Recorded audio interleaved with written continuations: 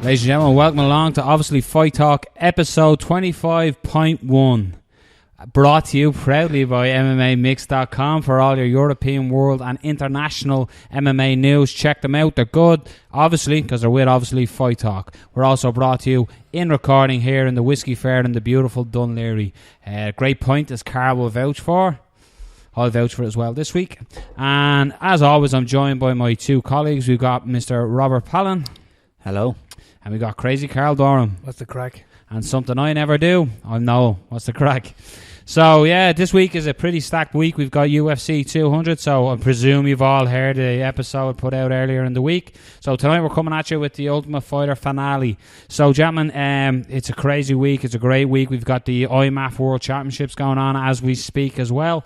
So we're going to delve straight into the Ultimate Fighter finale. Something that Rob makes it obvious that he doesn't watch. He's not a tough fan. He doesn't like it. So he's going to break down the fights of people that he hasn't watched or hasn't looked at. So this could be fun.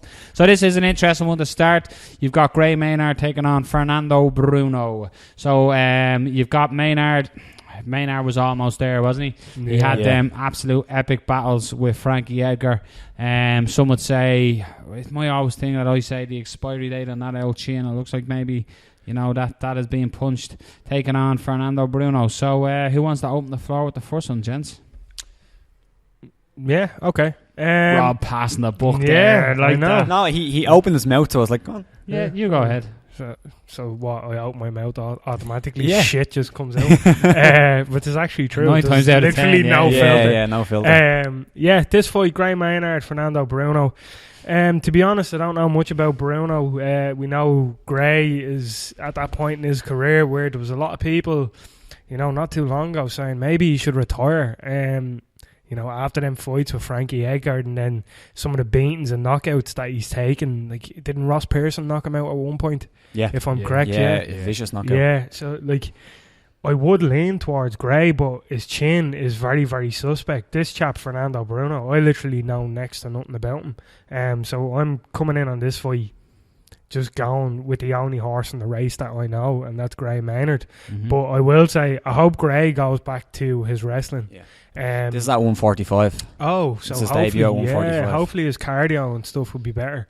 His cardio was always good anyway. He was never really sort of fired out with gas. Yeah, not too much. He was always decent. Some people would stand out and being like, they're awful in their cardio. Gray's not like that. It's just, run the mill. You can get through it and, we'll do it. But, I think Gray definitely should go back to his wrestling, use his ground and pound, play to his strengths now, because he did kind of start to stand and slugger out. And what we've seen when he does that, unfortunately, he gets tagged and his chin has unfortunately expired because of that. So I'm going to go with Gray Maynard, and I hope he plays it safe. So I'm going to say Gray Maynard decision. Yeah, not too much more to say. I think you covered most of it. Unfortunately for Gray Maynard, he almost got there, he just didn't. Yeah. Very close against Frankie Edgar a couple of times. But I do agree that it's difficult to pick Maynard in a way because of his chin. Like, he's always there to be landed on, and he has been knocked out. I think he's on a 4-fight skid, if I believe I'm right. Yeah, and the caliber of opponent just keeps decreasing each time. Yeah. So that's not something that I want to look at and say, yeah, I'm definitely going to pick him. Now, you never know. This change of weight class could be good. I don't know if they're doing the weigh-ins, the early weigh-ins, and then having the official ones. As far as I know, that's are they still doing it? Yeah, because that would be good for him, especially for his first cut down to 145. So I'm going to go with Maynard as well. Not happy about it because his chin just doesn't seem there. But Bruno hasn't fought an awful lot of good guys. He's beaten some good guys, some decent guys on the regional scene in Brazil, and then also over in America. But no one really of note. So I'll go with Maynard. I just hope he does go back to his wrestling. Yeah. This guy is more of a jiu-jitsu guy, so P's and Q's. Yeah, just try getting his guard, try land some ground and pound, do what he usually does, Gray Maynard, and hopefully get a win here. But I'm not very confident in Gray Maynard's chin. Yeah, and that's the whole. I think that's the story of this fight, isn't it? It's like Gray Maynard was literally. He was at the summit, and he had to plant the flag, and he just never did. And since then, he's fallen down from that. So you look at I know Bruno. He fought His debut was on the Ronda Rousey Carrera fight, the card. He was beaten that night, submission by a choke. So that was very late in the third round. So it's interesting to see. I keep using the word interesting. I use it too much. I've noticed that. But that's interesting. The thing is, very. I'm gonna go with Bruno in this one. And the reason why I'm going to go with Bruno is exactly the reason why you have gone with Maynard, which is weird. He's have said Maynard has done this, he's done that. I can only go on what Gray Maynard has done lately, and what's Gray Maynard done lately is take naps in the octagon. Yeah, that's very so true. I'm going to go with Fernando Bruno. And like I said, this is a damn overheady special pick, this, because I don't know anything about Bruno, being honest with you. The reason I know he lost his last fight is because I looked it up on the internet. Yeah. I don't know him really. You could call him Frank Bruno, so that's warming to my heart. So I'm going to go with Bruno here, and I'm going to do it that he's going to get Maynard out of there, because unfortunately it's something that Maynard, you said it, Carl, every time he steps in there it's against a lesser opponent. While you look at Frankie Edgar, who they had that epic battle, Frankie Edgar's gone from strength to strength to strength. It's very true. So it's interesting. There it is again. But I'm going to go with Bruno in that sense. Again, it's a sort of a blind observation from my behalf, because I don't really know Bruno, but I'm going to go there anyway. Fernando Bruno to get the decision. Very good. And I think, like I said, I think he'll stop him. Okay, so then we're going on to the next bout of the evening. Sees Joaquin Silva versus Andrew Hallbrook. So this is somebody's O has got to go. Yeah. This is an 8-0 fighter versus an 11-0 fighter, and it's the famous Brazil versus USA battle again. So, gentlemen, again, do we have any ideas? Have you been watching the show? I presume these guys were on the show, I'm guessing. No, they weren't. No. Andrew, I know for sure Andrew Hallbrook wasn't. He beat Ramsey Nijem. Yeah. Silva, to be honest, we'll edit that. Yeah, Silva actually fought UFC winner. Yeah, so they're actually not on the show. No, they're not. I haven't watched. Yeah, I haven't. I watched the first couple of episodes. You tried to get us the cover for this show. Yeah, because I thought it was interesting with the fact that the finale is a title fight. Yeah, the finale's interesting. You completely shot me down. No, I don't watch TUF, it's shite. I tried. TUF's one of them things that for a long time it's tough to watch. Like, exactly, yeah, exactly. It is. It's tough to watch, unfortunately. And this season, I tried to watch it, and I was just like, bet you watched the McGregor season, did you? No, didn't watch it. I haven't watched it for probably about 4 years now. Okay, but anyway, back to the breakdown again. The only one I know here is Hallbrook. Hallbrook beat Ramsey Nijem. I'm gonna go with Hallbrook third round submission. Yeah, that's all I have. I'm the same. Hallbrook's actually a decent fighter. Like, beating Ramsey Nijem is a good one. Very good scalp. He's been in the UFC for. He made his debut, and he was supposed to actually fight Sage Norco not too long ago before Barbarina came in. Sage got lucky. Yeah.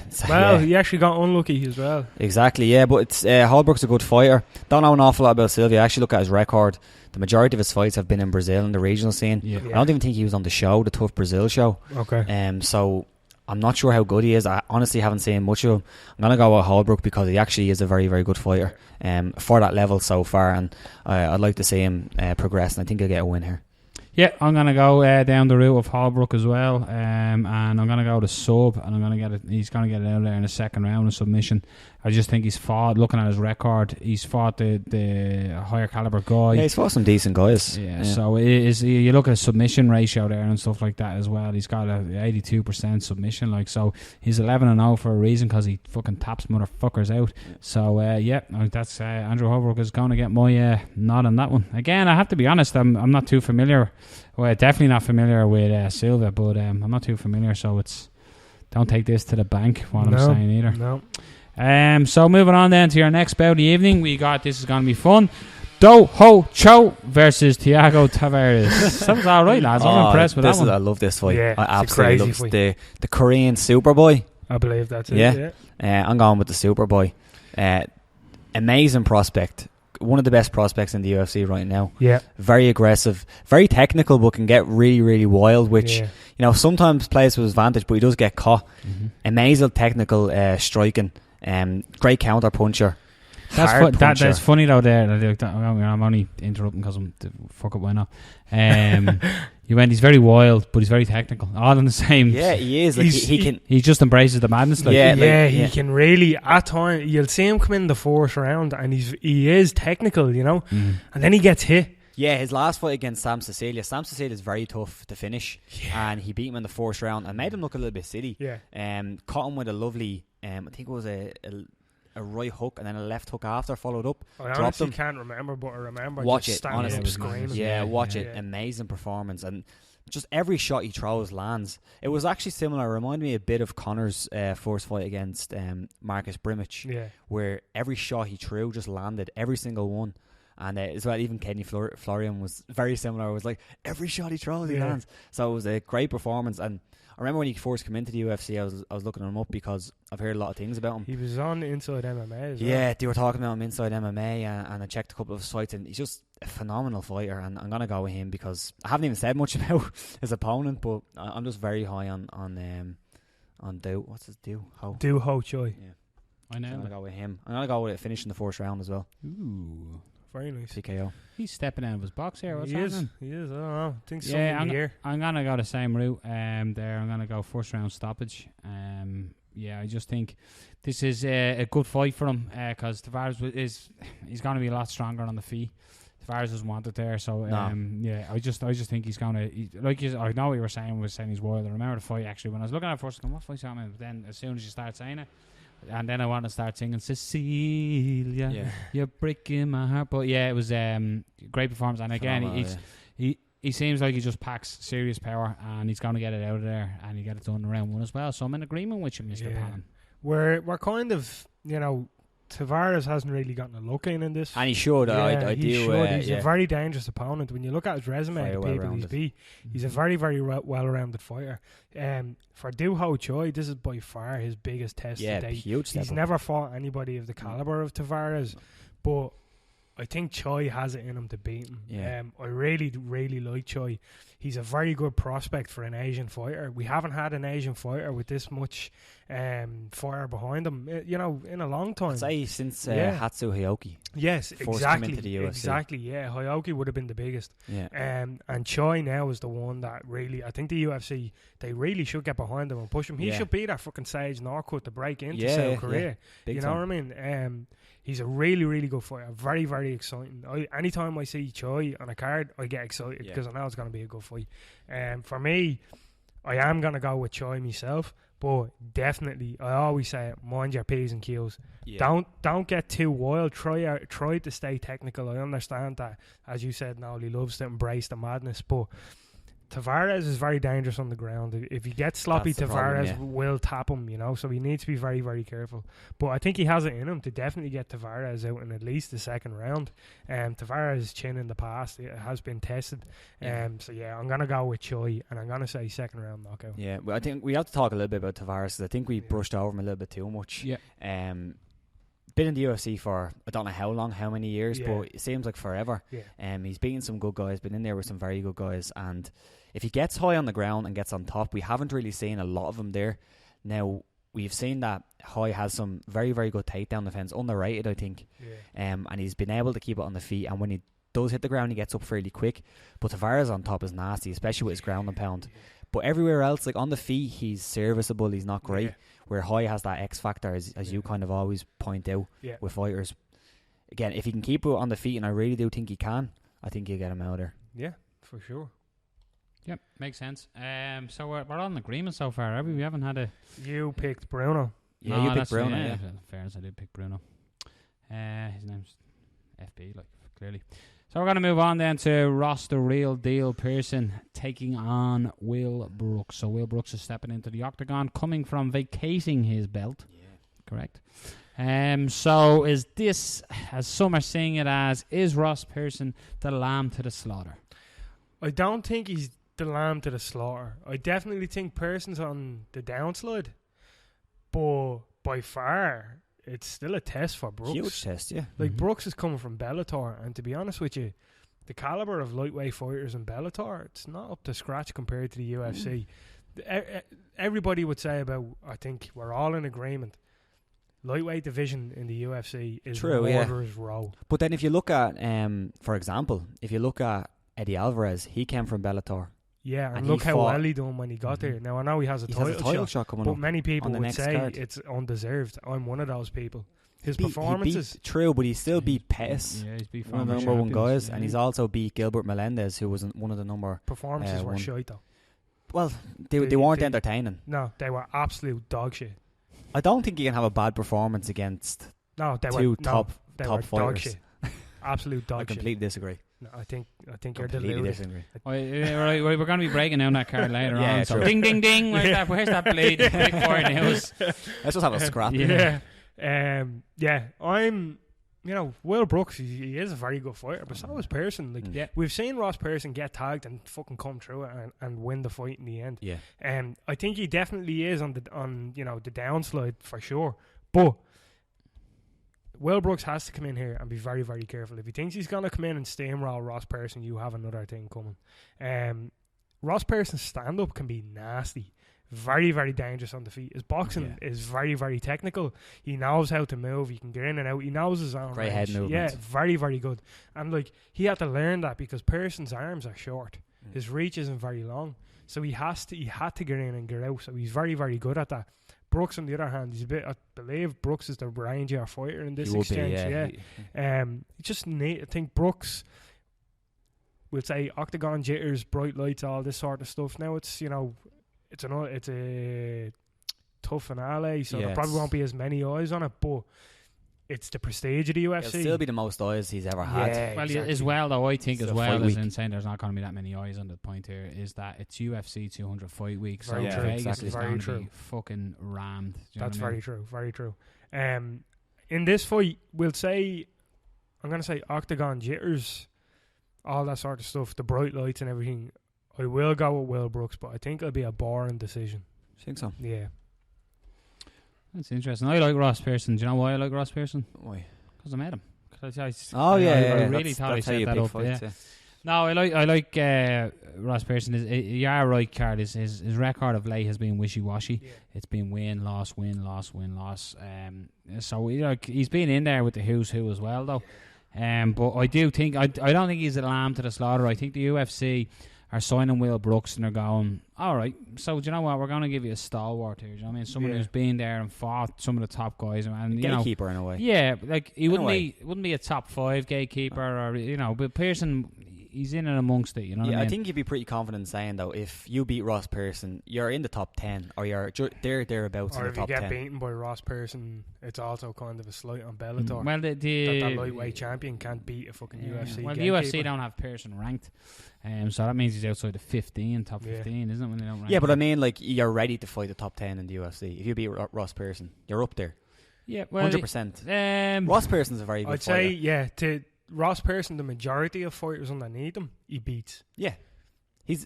Ross Pearson's very underrated. Yeah. I think he's been given... I don't know. I don't think he's getting enough of a chance. I'll spoiler it. I'm going to pick Will Brooks, but I'll let you continue. But I don't think he's getting enough of a chance. I agree with you. Pearson's not good. No, like I think you see Pearson. Carl, you said his boxing. I like Pearson's Muay Thai. His Muay Thai is lovely when he gets working. I don't think Pearson has. I know we spoke earlier there that he has finished certain fights. I don't think he has that one punch knockout. Ironically, as in that I'm in trouble, land a big shot, the fight's over. It's more a culmination of damage with Pearson, I think. Like he has beaten Gray Maynard that way. He has beaten Sam Stout that way. But I don't know. I think to land shots, Pearson takes shots. By the way, Sam Stout and Gray Maynard, 2 fighters with a lot of miles on them. Oh yeah, Yeah, Sam Stout used to be known for his chin, Yeah. and it's just deteriorated over the last but while. With what Carla said with Will Brooks coming in, the jitters and stuff, I can see Will Brooks getting the victory here, but he'll get it through decision. Like if you look again at Pearson, the likes of Evan Dunham has done him over decision. Even Trinaldo has done him over decision of late. So when Pearson tends to lose, it tends to be when someone frustrates him and doesn't let him. Grapplers. Yeah, exactly. So in a way, there's your blueprint. And I think Will Brooks, as much as Will Brooks is going to want to put on a show, it's very hard to put on a show against Ross Pearson because he is the type of fighter that he's fucking hard. He's tough. Guy, you know what I mean? He's from up north. You know what I mean? He's hardened up. You know what I mean? He's a hard lad, and he's a good fighter. And, you know, if there was ever an example of a tough English fighter, Ross Pearson. And you said earlier on about the earlier fight that you have to watch your P's and Q's, and that's certainly something that Will Brooks will have to watch, because if he gives Pearson an opportunity, Pearson will strike and take it. But I do think Will Brooks will get it, but it'll take him to 3 rounds, and the decision will go to the judges. Yeah, I said I was going to go with Will Brooks. I am. Ross Pearson, I love his left hook. He throws a lovely left hook when he just counters. It's beautiful. So I do think Brooks needs to be careful, but I think the reason why I'm picking Brooks is one of the best things about him. He's similar to John Jones in a way where he blends the styles like seamlessly. There's no seams, there's nothing there. In his takedowns, he has every kind of takedown you want. He has suplexes, he has double legs, suplex. He has double leg takes, that power double legs. He picked Chandler up and threw him across half the cage in the last fight. He has trips, he has everything. So I think that's going to frustrate Ross Pearson, because Pearson's good at stopping the takedowns up against the cage, but you're seeing against Dunham. Now, granted, he was expecting a bit of a war with Dunham. He'll understand that, you know, Brooks is going to come in here, he's going to be looking for takedowns, but I think the way that Brooks mixes it up is going to be a problem for Ross Pearson. Ross Pearson is a very good kickboxer and a decent defensive wrestler, but he's not somebody who can mix it up that well in terms of all styles. As well with Will Brooks, he's great in the scramble, amazing in the scramble. He's always going to beat you in the scramble, apart from a couple of times against Chandler in the 2 fights he landed on the bottom, but straight away he's back up, and I rate Chandler quite highly. I think he compete with a lot of guys in the UFC division. His knockout there a couple of weeks ago. So I'm going to go with Brooks, and I'm going to go with a decision as well, but I think he's going to beat him up. I think he's going to beat him up over 3 rounds. It's going to be a long night. I think it'd be similar to the Evan Dunham fight, where Pearson just looked frustrated at the end and he was just taking shots. I don't think they're going to be huge shots, but he's going to be just taking shots, and he's going to lose probably a lopsided decision, in my opinion. Lopsided decision. So fair enough. Cool. Moving on. Okay, so that brings us on to something that's been building. I remember Dan was messaging me about, are you watching TUF? Are you watching TUF? She's an absolute fucking bitch. Now, Dan probably said that probably a little more polite than I am giving version of. He did said she's a cunt. Yeah, he cursed like that. He did do. So, that for anybody who's been watching TUF, Rob, you can leave the conversation at this point. You could definitely see that there was no love lost between these two women. No. Their first bout against one another was an extremely close fight. Some would argue one way, some would argue the other way. I think it depends on, the neutral. I thought it was, a close fight. Personally, what do you think of the first fight? Just before we start breaking, very, very close. Some people scored it for Claudia. You know what I mean? That's how close the fight was. Like, I might have went for Claudia. Yeah, like it was personally a really, really close fight. Myself, I went for Joanna. But I'm telling you now, if I had been sitting at the side of the ring scoring that fight, I would have been like... See, Joanna, I think, landed the bigger shots, but Claudia controlled most of the fight, especially the second and third.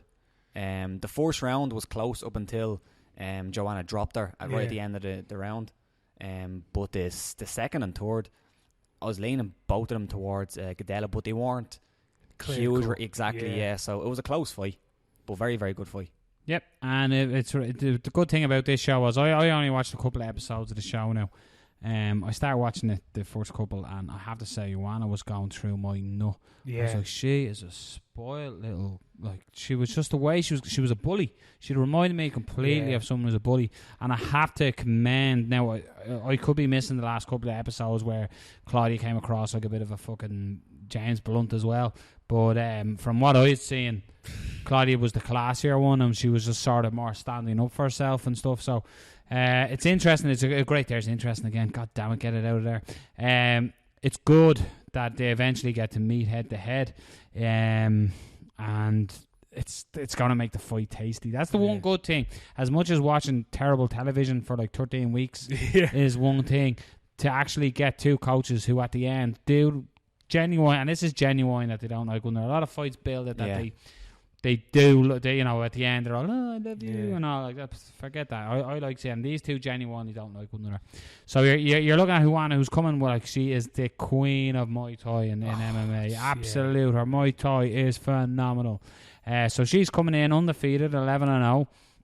In this fight where she's already got the victory and she thinks, oh, I've already got your number, so she's not too worried in that sense. She's coming across quite cocky in the show. I think that's more of a facade than it actually is. But then you've got Claudia coming in, who's lost to her, but she's 13-1. Her only loss is to Joanna. So what's your thoughts on it, lads? How are we breaking it down? Where do we see it going? What's your interest? Just in the interest of fairness, you know, when you look at Joanna on the show, a lot of people are going, Jesus, what a fucking bitch. How could she say shit like this? Yeah. Like, she turned around to Claudia at one point. She said, I'm going to send you back to our jungle. Jesus. And that's the reaction that everybody else said that? Yeah. Remember what Conor McGregor said to Jose Aldo? I'm going to send you back to your favela. Yeah. And everybody went, that's hilarious. Yeah, but still No, it's the same thing. Yeah. In the interest of fairness, you have to go, it's mind games. It's not her being a bitch. It's her getting into her head. True. You know, that's what everybody else said about Conor with Jose. Do you know, I'm not why don't I say fucking sexism? That's what it is. No, I'm only messing. But the light went. You changed me. You changed the light. Yeah. New lights in the studio, so hold on. Back to green. That's pride, right? Continue. So in the interest of fairness, like, you know, a lot of people are saying shit about Joanna, and don't get me wrong, like, some of the shit I even went, oh fuck. Yeah. But I think a lot of it is mind games. I think so as well, because after the initial fight, the first fight, Joanna turned around and was like, oh, Gadelha, you're still number one to me. And not in a pandering or demeaning way. She actually meant it. So I think there's a little bit of, you know, this is a big fight. This is probably the two best girls in the division. Let's build it up a little bit. I really do just think there's a little bit of that. But then I think as well there's a bit of and to be fair, like, Joanna's trying to generate everything she can for this fight. A lot of people don't watch women's mixed martial arts at this weight class. 115, I believe. Yeah. You know, you look at the men's flyweight division, not a lot of people pay attention to Demetrius Johnson. Imagine how hard it is for a woman. Even lighter. Yeah, even lighter. You know what I mean? But you see, I think this type of fight, like, Joanna is an absolute superstar. Yeah, people like Joanna. You know, you see, the thing is, the whole thing with when you have a superstar who rules, they need a nemesis. Yeah. And that makes a division. Like, if you look back through boxing through the years or any sport through the years, but you always have Rocky Balboa, Apollo Creed, you know what I mean? And then they came mates, and then fucking the Russian comes along. No, but you know what I mean? It's always, you know, your Man United needs your Liverpools, do you know what I mean? Your whatever sport you want, you need someone to compete with, and that's going to promote it more. Yeah. So you want to needed this with Claudia DJ. So it's interesting that there it is again. Yeah. But it's for me, let's break it down. We've talked about all the niceties. Let's break it down. Who wins the fight? I'm gonna go with the fans. Joanna. Don't do that. Don't do that. We win. I'm gonna go with Joanna. Joanna. I'm gonna go with for the fact that Claudia has had one fight in between. She looked very, very good. But the first fight, I think, even though I scored it to Gadelha, I think Joanna showed a little bit more in certain areas that I think she just had to adjust a few things to kind of run away with that fight, especially in a 5-rounder. Gadelha, she's a great athlete, but she gasses. She does. Yeah. She gassed in that fight. She gassed at the end of the first round, and then she got it back. And she does have good recovery, but she's still gassed. And you could actually see that in the end of the first round where Joanna landed a lovely uppercut. But the reason why she landed is because Gadelha slowed down. What happened was in the first round, if you look at Gadelha's striking, she jumps in. She's similar to like a Vanderlei Silva in a way, where she jumps in, she swarms you, and then gets back out really quickly. Yeah. But at the end of the first round, she done that, and as she came in, Joanna threw a lovely little uppercut, a little short one, kind of again similar to Conor against fucking Marcus Brimage. Just landed it and dropped her, and scored big, and that probably won her the fight because she probably was losing that round. And I think up against the cage, Joanna done very well. She just couldn't get out of there. Like, Gadelha controlled her up against the cage, but I think since then, if you look at Joanna's recent fights as well, she's been up there. She's got away against some good girls. Now, definitely Gadelha's going to be the best submission artist and the best grappler that she's fought since they fought the first time. But I do think that Joanna's got a lot better getting out of there. And in the clinch, she was landing some good strikes as well. She has some good elbows. She has some good knees. And I think over 5 rounds, if Gadelha does, you know, win the first or the second, Joanna has showed a good gas tank, especially in her last fight where she went 5 rounds. I think she landed like the most significant strikes ever. And wasn't she carrying an injury? Something like that, yeah. I believe she had an injury. I think did she break her hand or something? Yeah, so I can see early rounds Gadelha coming out really strong. And she was competitive on the feet against Joanna, but again, that's when she had her full gas tank there and she could get in and out and she was landing big strikes. But when she starts getting tired and Joanna starts getting loose and start landing those strikes, I don't see it going well for Gadelha. And I can see her being finished in the 4th or the 5th late. Yeah. By strikes. I can just see her slowing down a little bit because she's carrying a lot of muscle. She's a phenomenal athlete, but she's carrying a ton of muscle and you can see that. I think that's going to play against her. I think Joanna's going to get a late finish, probably in the 4th or the 5th. They're going to go with the 4th, late 4th. Cool. Do you want to go now? Yeah, I'll dive in, and I'll dive in because I'm in disagreement. I think that down for Bay, are you? I think Claudia Gadelha here is she in the show. The show, see, if these were just fighting and there was no show in between, I'd have to say I think I'd be picking Joanna, and I really do. Everything you've said about the gas tank, about Joanna striking, like her Muay Thai is phenomenal. She's one. I remember this fight when these fought first. Wendy was sitting at home watching the fights with Wendy, and I was saying, "Now watch these. She's amazing. Wait, she's here. She's amazing. She's amazing." And as we were watching the fight, Wendy was real. She's not that amazing because your one's winning, like. And I was there going, no, but wait till you see. And you know when someone, so she let me down. But apart from that, right, so I think now you have to introduce the house. What happened? Joanna wasted so much, for me watching it. I know what you were saying with the whole Connor sending you back to the Vellas and all that stuff. She was going about in a weird way though. Like it was like she was enforcing herself to try and beat a bully or something. And it was every chance she got. Yeah, and it was like that. And for me, I think she exhausted herself doing it. Now I know this has stopped filming months or weeks ago or whatever. So they're coming in now. But I honestly think that what's dangerous here for Joanna is that she's going to come in here with a chip on her shoulder and she's going to want to get the finish and she's going to go chasing for it. So she's going to leave herself vulnerable to be taken down. And like, let's be honest, when it goes to the mat, there's only one person here in the fight. It's like when we were talking about Condit and Moya, that, you know, in some ways it's each in their wheelhouse. Now that's unfair on Carlos because, you know, he's amazing on the ground. Yeah. But I just think that if Joanna comes out swinging for the fences to try and get this finish, and she can do, and her striking is phenomenal, like I don't know, I just have this feeling, maybe it's the I was bullied as a kid thing inside of me, that I just think that Claudia's going to come out and get the victory here. I think the belt is going to change hands, and I think she's going to finish her in like the 3rd round with a submission. Yeah, very good. In the interest of fairness and bullying, do you not remember Claudia threw a punch after the bell? Did she? Yeah, I don't remember that. Check it out. She punched her after the bell. And was it a legit punch after the bell? Was it Phil Daly, Josh Koscheck? Phil Daly, who's he? Is Phil Daly any relation? Phil Daly. Phil Daly. Basically what happened was the referee came in between them. Daly, the referee came in between them. Fucking retarded white brother. Fucking Phil Daly. Fuck's sake. The referee came in between them, and Claudia literally threw a punch around the referee and punched her in the face. Right. So I'm just saying, just putting that out there. Get your shit back. That's all. Nah, but I just whatever. Yeah. The weird thing is, I was a big Joanna fan, and I really was a big Joanna fan. Good thing I didn't watch the show and then get swayed. Just something. Carl, keep it clean. Something rubbed me up wrong about it when I was watching it and seeing it, and I just thought, do you know what? I'm on Team Claudia here. Yeah. So in a way, the Ultimate Fighter worked in that sense of me. So, you know, maybe I'm taking it in that sense. But I think she's a good fighter. I like her personality. Yeah, me too. I like the type of coach she was and everything on the show. She was a good coach. She was a good teammate. And looking into there's our review of the Ultimate Fighter. By now, it was a lot of bollocks. Can't wait, Joanna. I can't really pick against Joanna, to be honest with you, because activity.